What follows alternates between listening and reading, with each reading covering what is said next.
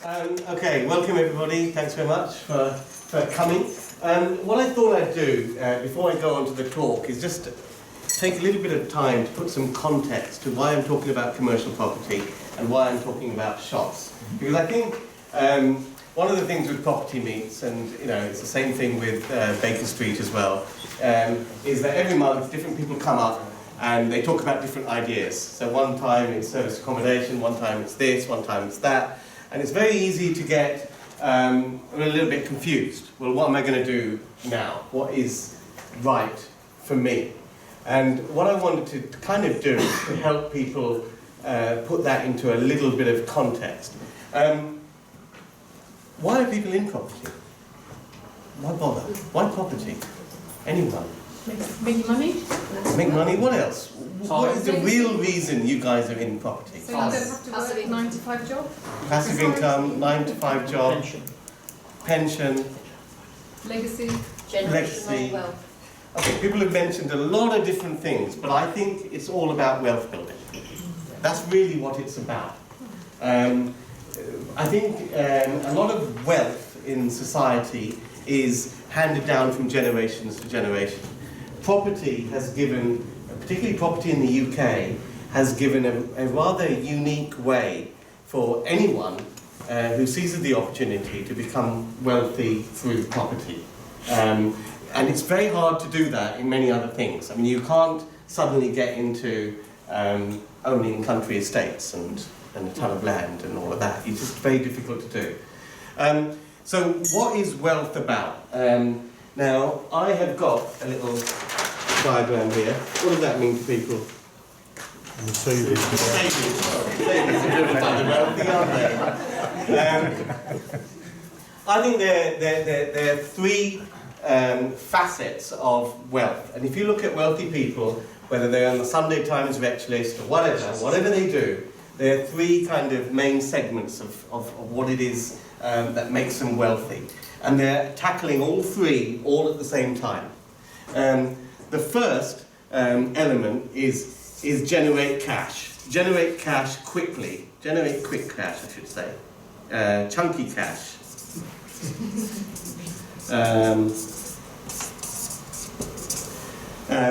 The second element is what I call sort of sustainable income.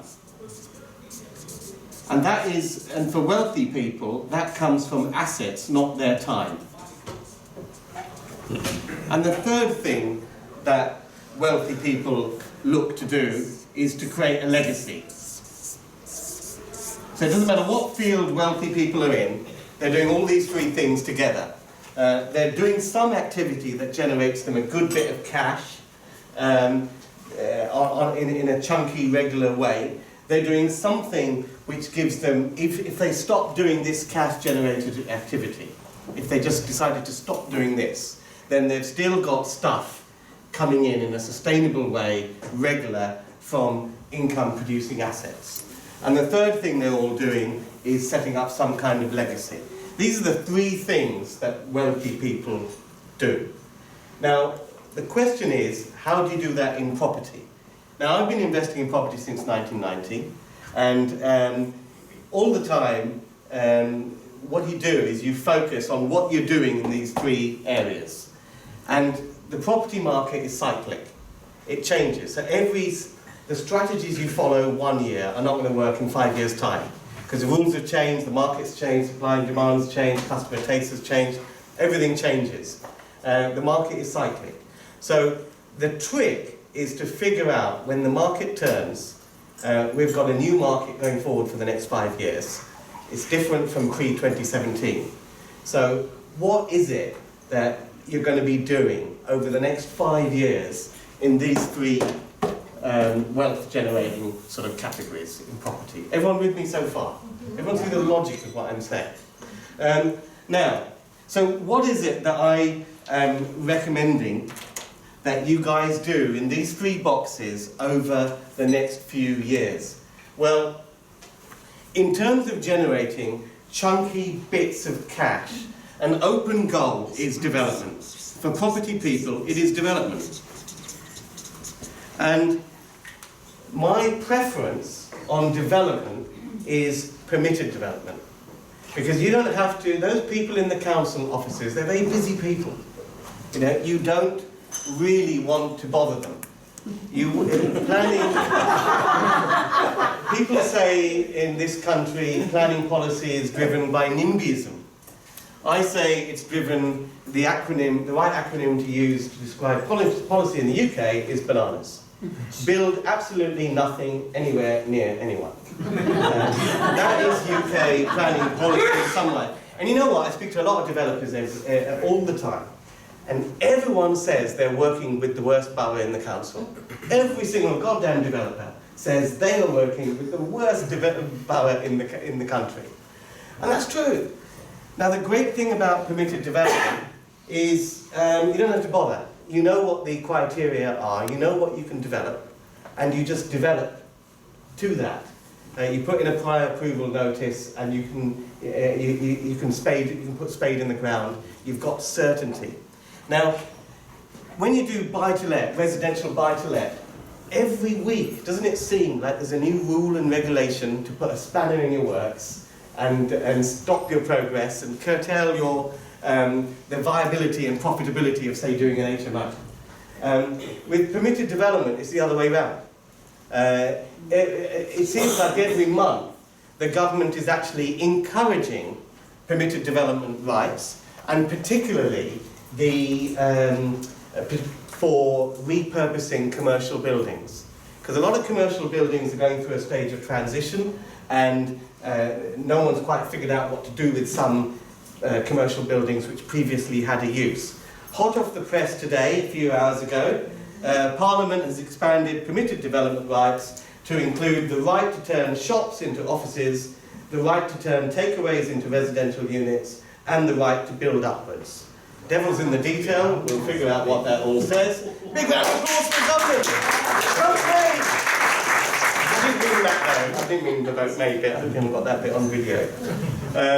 But, you know, it's nice to see that the government is doing something for property developers now and then. So that's why when I say development, I would spend a lot of your focus on permitted development rights, because there's tons you can do, and the planning game, it's worth doing, but it's sort of icing on the cake stuff. I mean, the way I look at a lot of schemes is I look at a scheme based on the permitted development rights.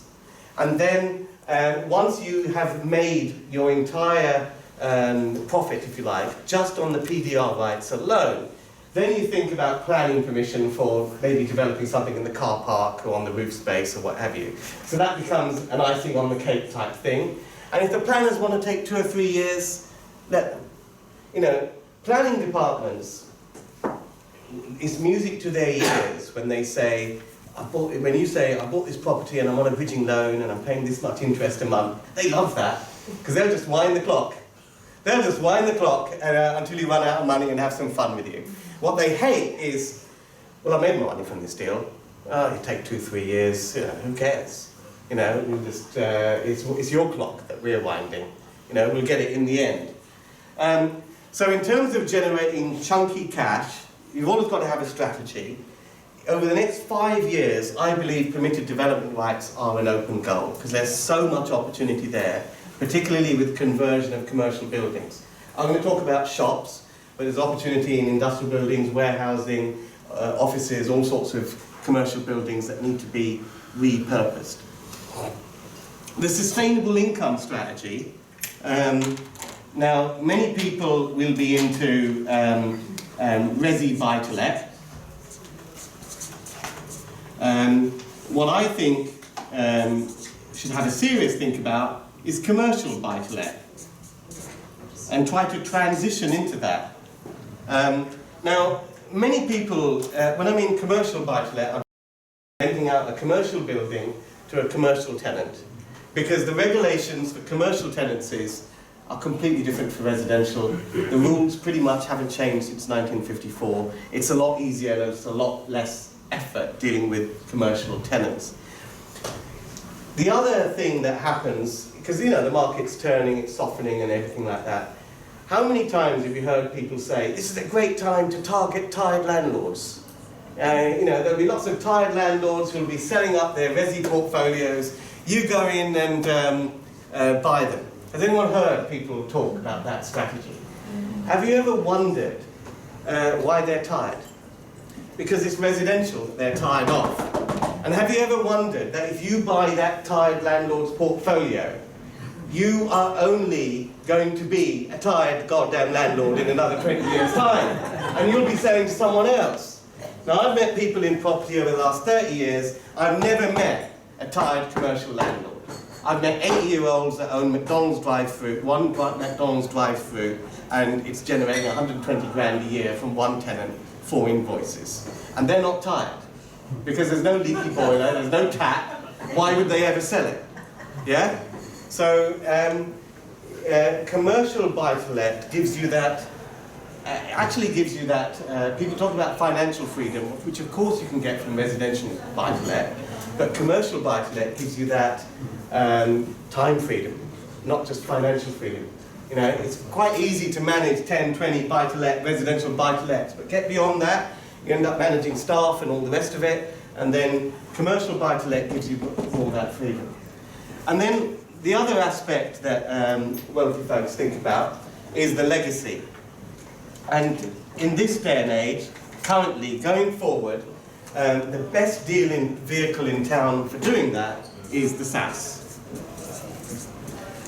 Which is basically, they call it a pension, but I don't really think it's a pension. So it's the right to run a property business with significant tax advantages. That's what SAS should actually stand for.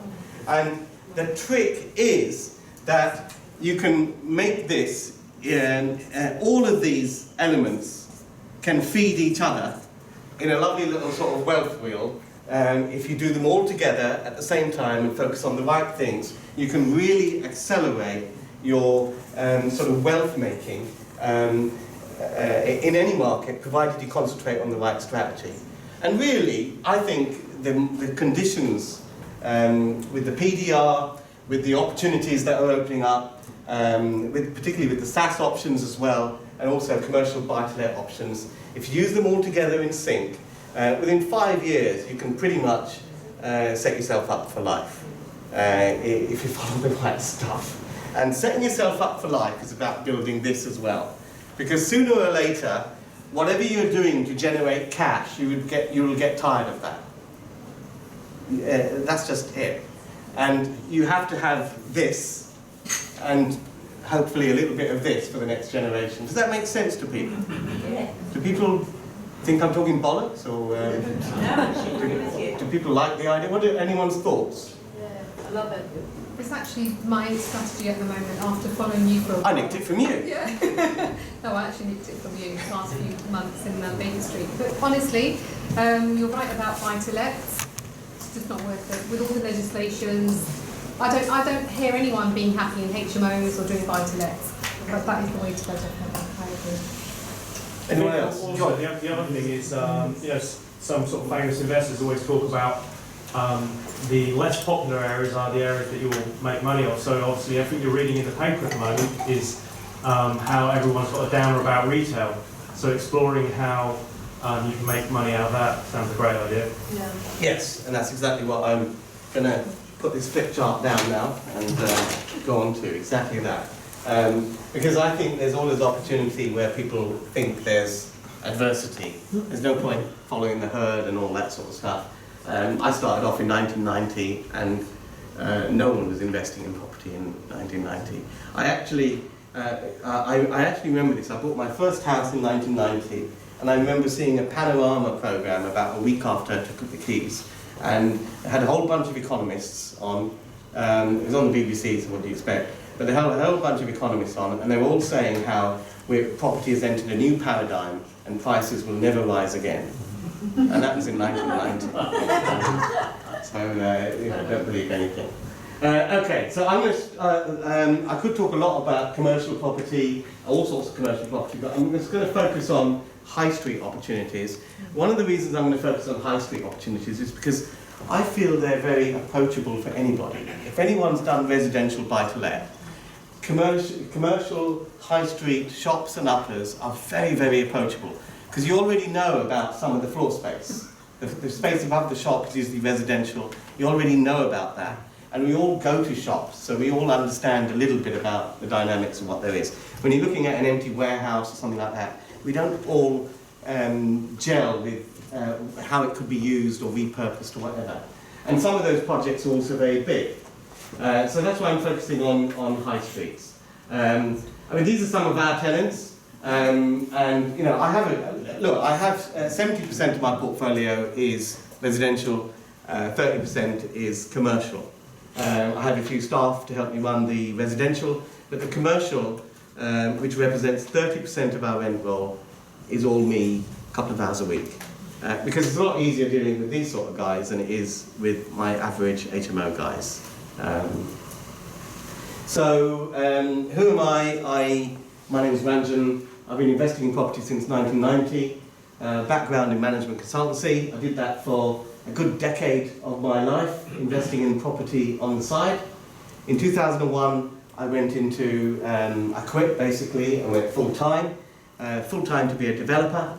Did a lot of residential flat conversions and building blocks of flats and things around London, which turned out to be not a bad area to develop property in, Islington and Camden and places like that. So did a lot of that sort of stuff.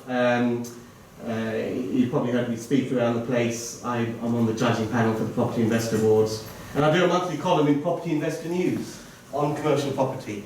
I've written an article this month on who makes the best tenant for your commercial property. Has anyone seen that? Has anyone read Property Investor News? Oh, a few of you, yeah.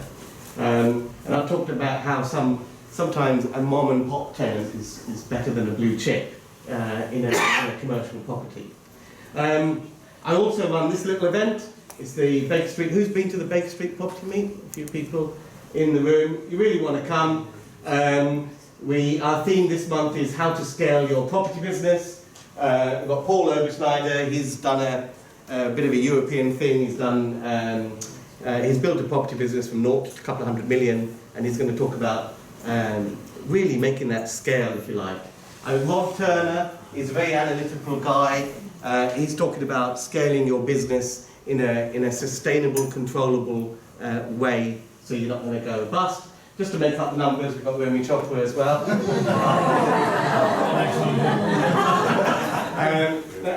What Romi's going to share is some of his lessons learned, because they have recently scaled up their business in the last 18 months from sort of HMO type landlording to actually developing and scaling up that developing business. So we want to kind of have a breadth of viewpoints about scaling up your business and from people that have just sort of made that transition and the lessons learned. So very exciting, fun for all the family, Wednesday 29th of May, 6 p.m.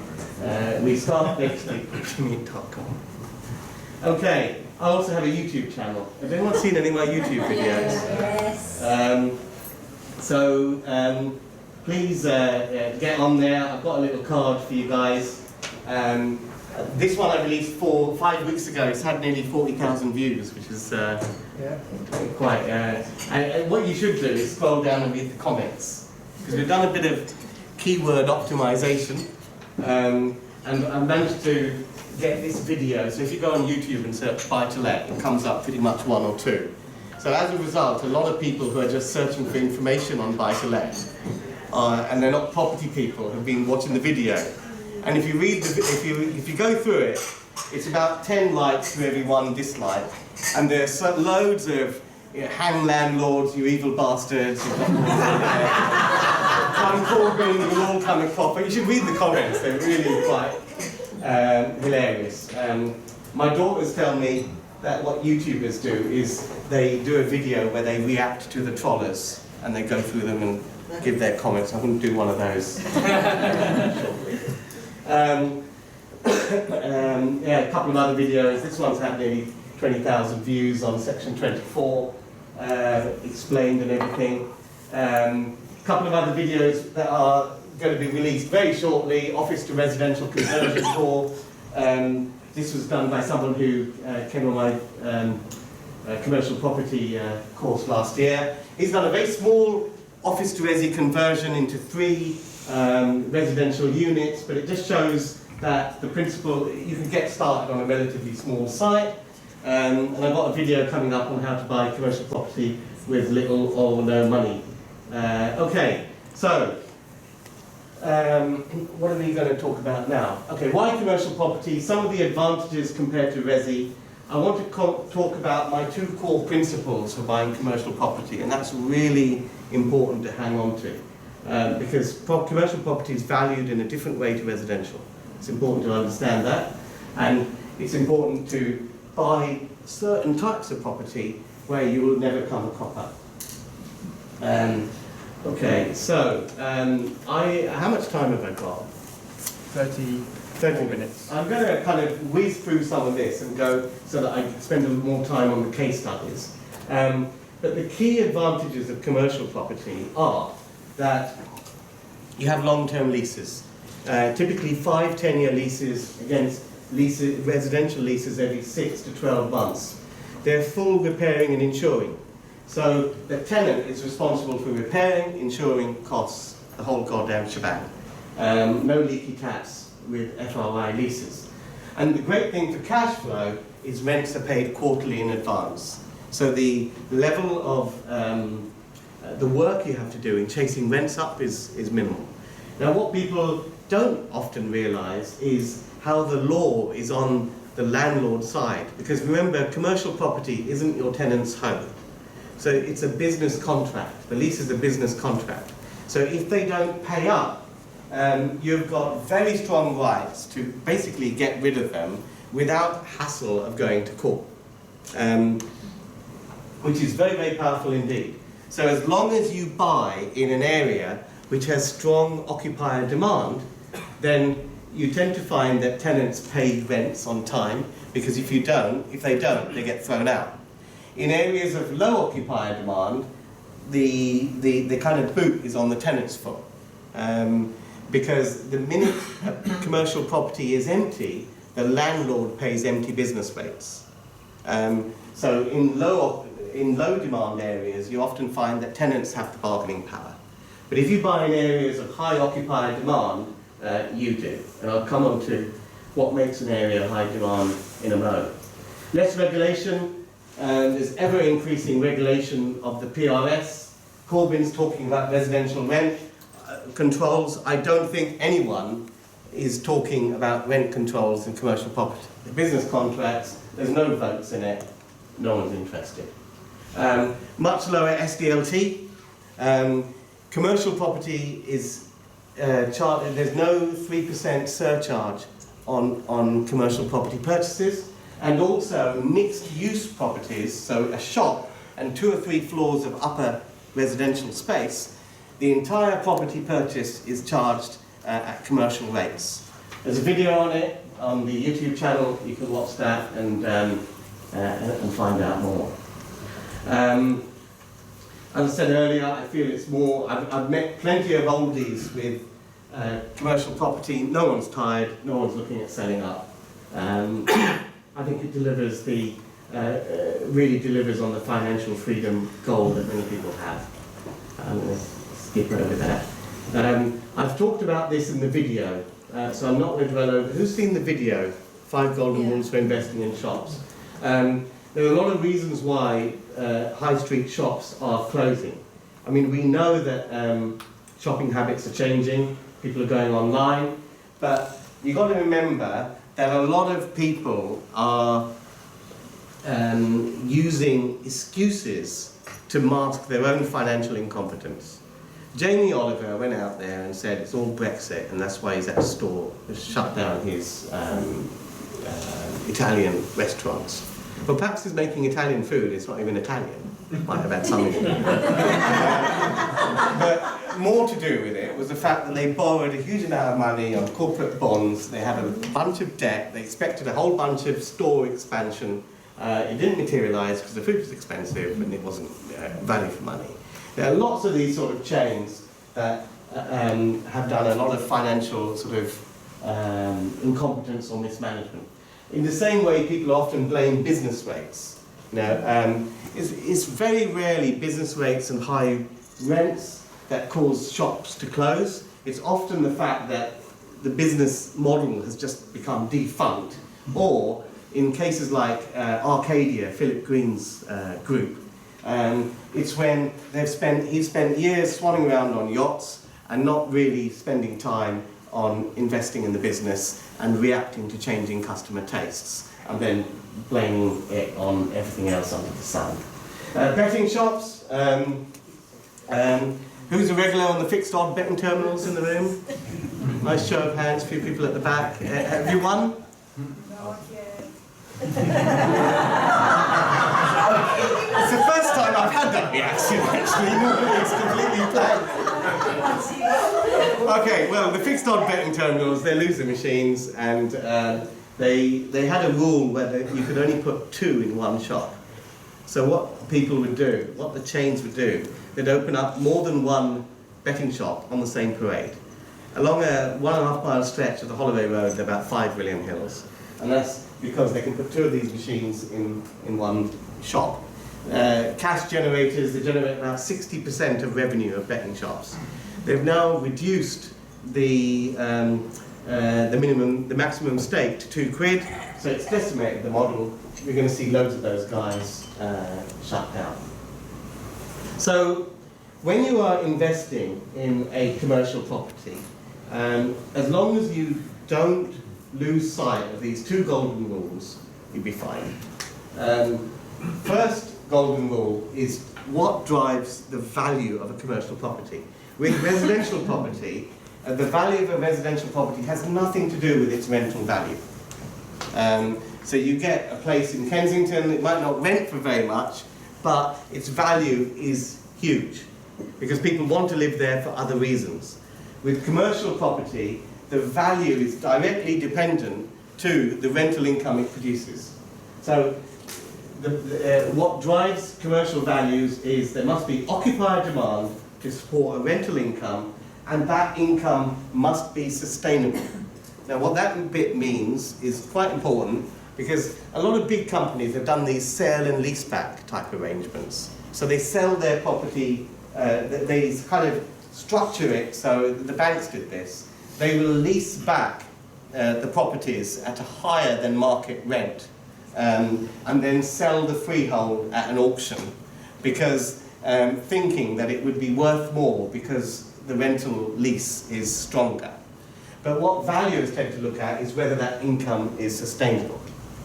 The second thing is, so you must look at value the property based on occupier demand and rental flows.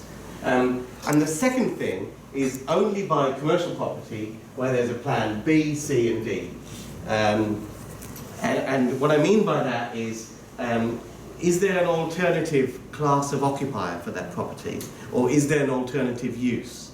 Now with all the permitted developments that are out there, the great thing about many shops is there are now probably half a dozen different PDs that can be used on the same premises. So you are doing scenario 1, scenario 2, scenario 3. I mean, I have bought property where I have left them empty for 3 or 4 months because I haven't figured out which one of many lucrative different ideas you can actually implement. And that is great in a way, because there's so many options. If you do not have a plan B or C, D for alternative uses, you can be screwed. Because what you want to be is, you want to buy let's say you buy a commercial property with an existing tenant. What makes a great deal is that if at the end of the lease, you couldn't care less if the tenant moves out. And if the tenant moves out at the end of the lease, you're actually happier, because your plan B and C and D are better than leaving the existing tenant in situ. Does that make sense? What it also does is it allows you to be very bullish on the market rents. If you have no alternative use, then every time a rent review comes or a lease renewal comes, you're scared. What happens if my tenant goes? I'll have an empty shop. So you are likely to accept a lower rent. If you've got a plan B, C and D, which is better than the tenant being in situ, you're always pushing for a full market rent. The first commercial property I bought was a pet shop in 2003, and it was in Islington, and I thought that everyone like me was converting buildings into flats around there. So who the hell is going to have pets in Islington? It had every 3 years, I think it was a 25-year lease, and every 3 years it had an upward-only rent review. And it said in the lease that when rent review is done, it is at the maximum market rate for that shop in that area. So every 3 years, I was hoping that they're going to pack up because there are some residential angles to that thing. But my surveyor is able to impose the maximum market rent because that's what the lease says we can get. And we aren't bothered if the tenant decides to go out because there is an alternative plan B, C and D for that property, which is better than the tenant being in occupation. So buying property in that way means if the tenants stay, you're fine because you're getting maximum rents. If they go, you're also fine. Does that make sense to people? So that's how you kind of keep straight, like staying with those two core principles. Now, I've talked about my 5 golden rules, which again, this came from an earlier article in Property Investor News. Has everyone seen this video? Because if you haven't, I'm going to recommend that that's homework, because I'm going to show you some case studies now. I've put a card on your chair. So go on there and look up the video, 5 golden rules for investing in shops. And I'm not going to kind of, or does anyone want me to just whistle stop through 5 golden rules? Whistle stop. Whistle stop. Whistle stop, okay. 5 golden rules for looking at shops which will have a good occupier demand. I'm looking for affluent surrounding footfall. So Hull, no, I know I bang on about Hull. I've never even been to Hull actually. You won't find too much affluent footfall there. If everyone's on the social, no one wants to rent a shop there because no one's got any money. How do you tell affluent surrounding footfall? You can look at the marketing categories of people, the sort of A's and C1s and all of that. You can also look at average house price on things like Zoopla. So how far above areas where it's 30, 40, 50% above the national average house price in that catchment area means that you've got good affluent footfall. Look for low vacancy rates. So if you've got 60% of the shops empty, well, forget it. You ain't going to rent anything there. But if you've got 2 or 3 shops empty, find out the reasons why. Because often, empty shops, where you just see 2 or 3, they're empty for a reason. And that's often because it's not being offered on a fresh lease. So if I'm in a property as a tenant, and I've got a 10-year lease, and I want to pack up after 8 years, then I have to find someone else to assign it to for the remaining 2 years of the lease. And that guy who takes that from me has no right to renew the lease at the end. So who the hell is going to move into a shop if you can only stay there, if you do it all up, put a sign above the door, and then move out in 2 years? It's just very hard to find a tenant in that sort of scenario. So, I mean, I bought property, particularly at auction, where people have stayed clear because the shop next door was empty. But they hadn't bothered to find out that the one next door was on a lease assignment and whoever took it up only had 2 years in that shop. So of course they're not going to rent it. Right-sized, what I mean by that is the way the high street's changing, or going to change, is that there are going to be more people living on the high street. There's going to be far more residential use. And that means there's going to be a lot of service sector shops. Haircutting, you can't do on the internet, coffee, you can't do on the internet, all this sort of stuff. Those sort of shops, because no one's buying product on the high street, they're buying it from Amazon, those sort of service shops tend to be smaller. They tend to have wider frontages and they're not so deep because they don't need all that shelving and they're not on multiple floors and all of that. So you want to look for right-sized shops or ones that can be easily made right-sized. Now the media is banging on talking about the high street's dying. It's just in transition. I mean, a lot of the BHS stores, not much has happened to them because they're not right-sized and they're difficult to make right-sized. They're very deep, they've got narrow, they don't have many windows, multiple floors. They're designed for selling products off shelves. Contrast that with many betting shops. If they're well located, they tend to be single floors, they're wide, they're not that deep. they could easily be either right-sized or kind of repurposed to something else. Width to depth ratio is what I just said, and asset management potential. So by that I mean, are there alternative uses? Is there development potential under permitted development? Is it underlet? You know, just like the amateur accidental residential landlords, there are loads of accidental commercial landlords. So mom and pop had a shop, retired, moved out, that's their only property. So where they tend, because they're only one, and they tend to be senior in age, they're very scared about exercising rent reviews, because what happens if the tenant moves out? And I regularly see stuff that comes up where the rent review was several years ago, but it wasn't implemented. So the rent may be low.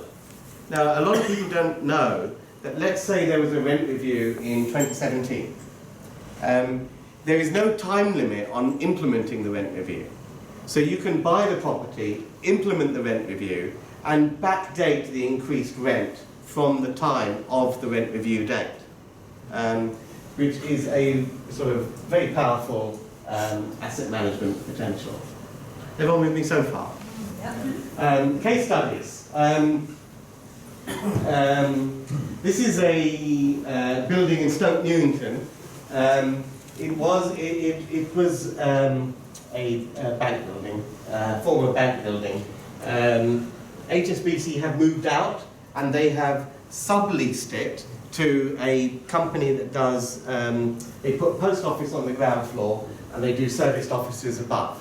Now, the HSBC lease is valid until 2023, so the people they've subleased it to or assigned the lease to have no right to renew after 2023.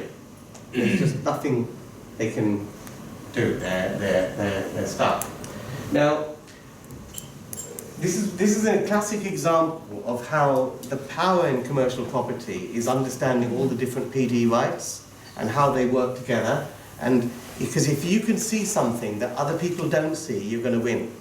And I buy probably a little more than half of all the stuff at auction. But the thing is, there's no way I could have that sort of success in a residential auction. Because the problem with residential property is everyone knows what you can do with a 3-bedroom semi. Sarah Beanie and that Homes Under the Hammer guy, they've told everyone everything. There's no angle on a 3-bed semi that everyone doesn't know. The thing with commercial property is the knowledge is not universal. It's not there, and people just don't know the stuff. And then because there's so many different things you can do to the commercial property, every buyer, potential buyer, has a different plan. Now, what it's about when you bid on a property like this is, have you got a plan for this property that's more profitable than the next guy? Because if you have, then you can afford to pay a little bit more and still make your margins. So if you know all the angles and opportunities, you can certainly win out at commercial auctions, because most people aren't looking at a lot of stuff. So, the typical PD that most people know about is that you can put 2 flats above a shop. So the PD residential opportunity here is to put, it's a double fronted unit, so you can put 2 above 1, 2 above 1, that makes 4 flats. Now, the angle here was looking at the different permitted development options and looking at the usage of all the floor space. Now, when this property was an HSBC branch, the upper floors were offices. That's where you would go for your personal loan and computer says no and all that sort of stuff, yeah? So the office space was classed as B1 space, B1 meaning office space.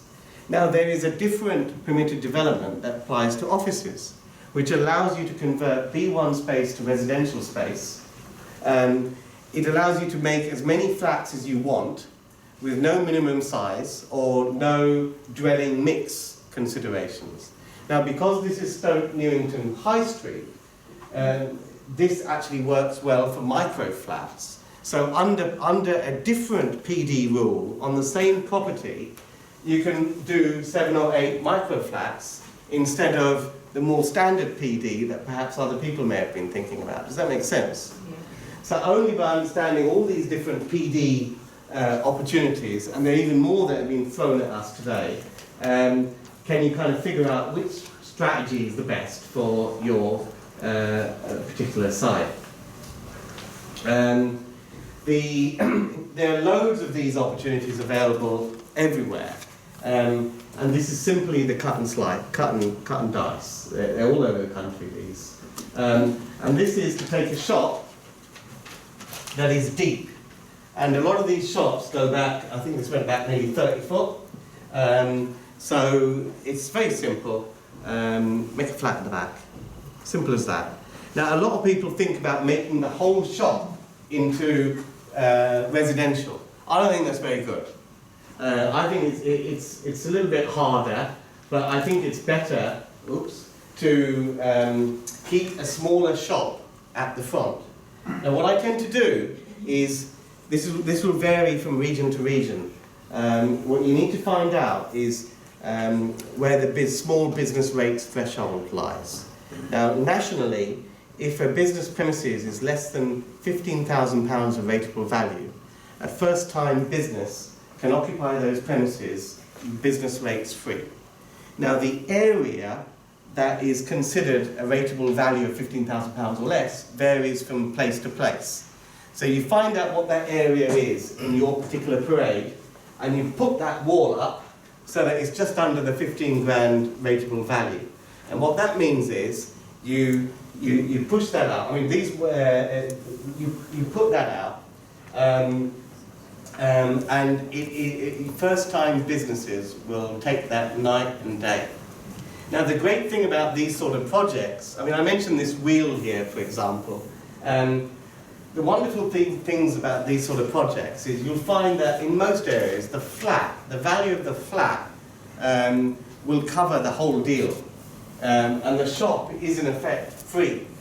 So if you use this sort of wealth wheel thing, if you've got a SAS set up and you're making contributions to that SAS out of your limited company, you're doing that in a tax-free, very tax-efficient way.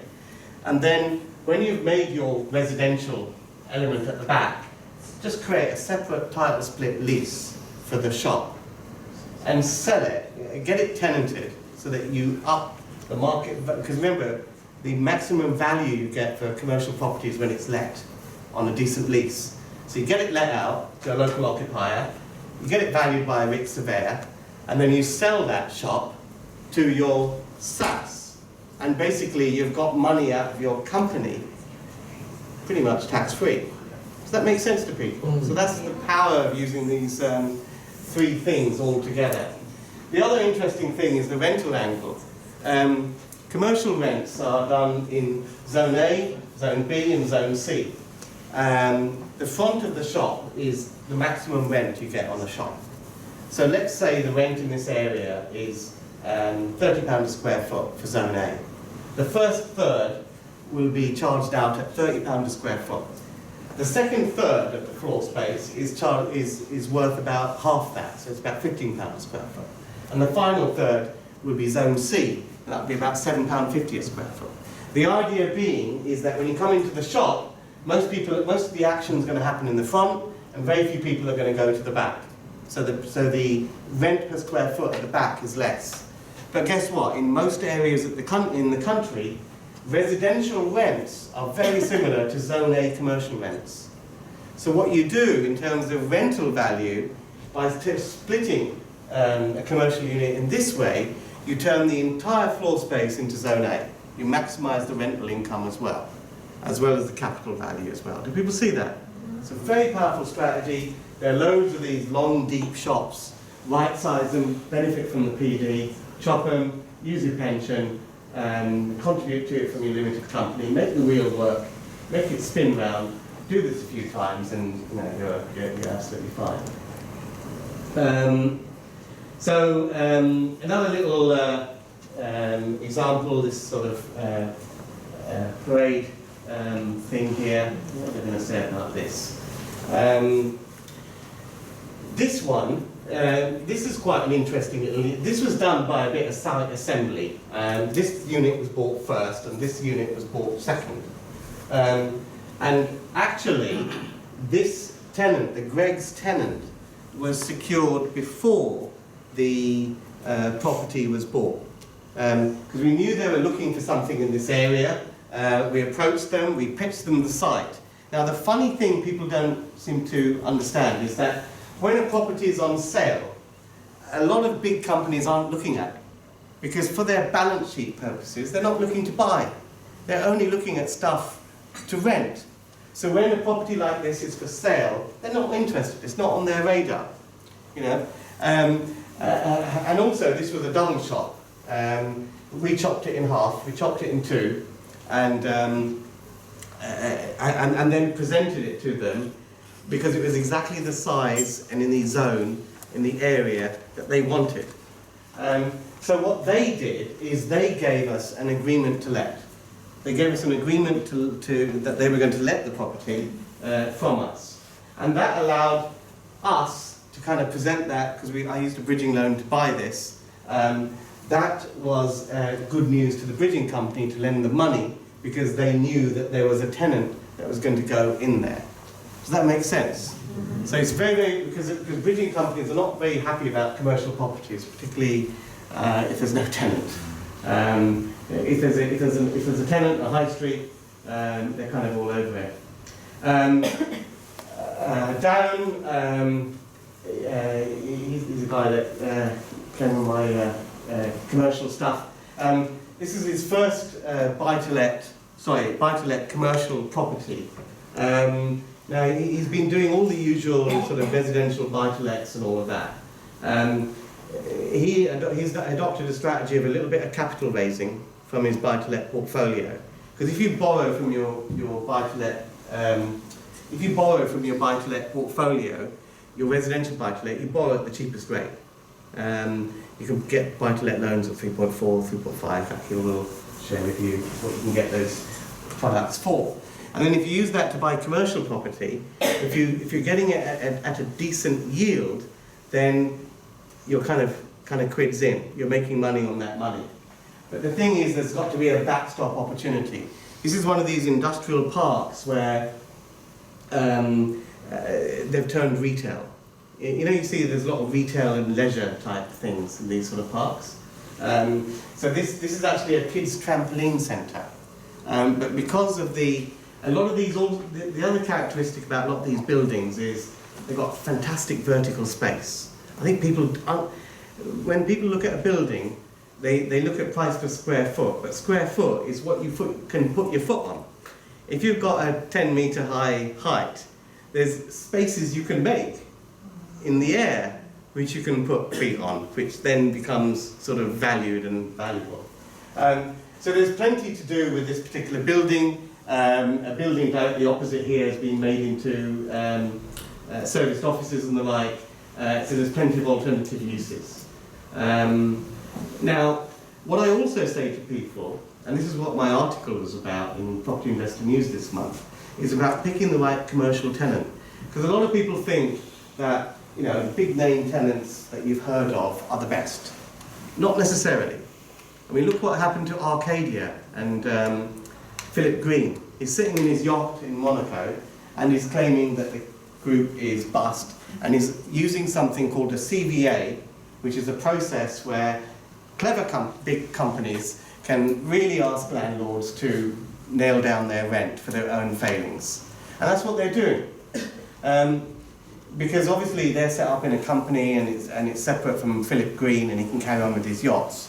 Now, the great thing about mom and pop businesses is that if and this is one thing that Darren researched beforehand, because it's all in the legal pack of the auction, this was bought earlier this year, you can see whose name is on the lease as tenant. It actually says their home address. You can go to land registry and see it for £3 and see that they own their home. So what you know you've got is, unlike Philip Green, you've got a couple who are leasing this property, who are UK homeowners, and they're renting it in their own personal name. So that's quite a good covenant for the yield in terms of a sort of buy-to-let type of investment. And the big sort of light bulb moment, one of the light bulb moments that Darren said to me was when he actually thought about the work involved in collecting 55 grand's worth of rent from one tenant and how much residential rents and how many tenants he has to manage to achieve the same in the residential arena. Does that make sense to people? So that's just a non-developed, simple thing. Okay, I'm just going to, I mean, a lot of people talk about office to resi conversions. This is actually now our office in St Albans. It was originally bought for a residential conversion, but what's happened in a lot of areas is that so many people have done it that office rents have gone up through the roof. Office rents have gone up in St Albans from about £16 a square foot to over £30 a square foot in just really a couple of years. There's a massive shortage. So what we've done is there's a little bit of diversification. We've come up with a brand, doing serviced offices. We've done one floor as serviced offices. It's fully let. This is our boardroom. And now we're starting work on the first and second floors to get that done up. By October, we'll have 45 businesses in this little business centre. And really, all this is an HMO. You've got individual tenants. Instead of a room, they have an office suite. Instead of shared bath kitchen, you have a shared boardroom, and then you've got a kitchen for your tea and coffee and all of that. It's just an HMO with interesting tenants. I think I've got time to talk about that one. I want to take some questions as well. I think this summarises what I feel. I love Warren Buffet. Be fearful when others are greedy. Be greedy when others are fearful. I think that's the opportunity.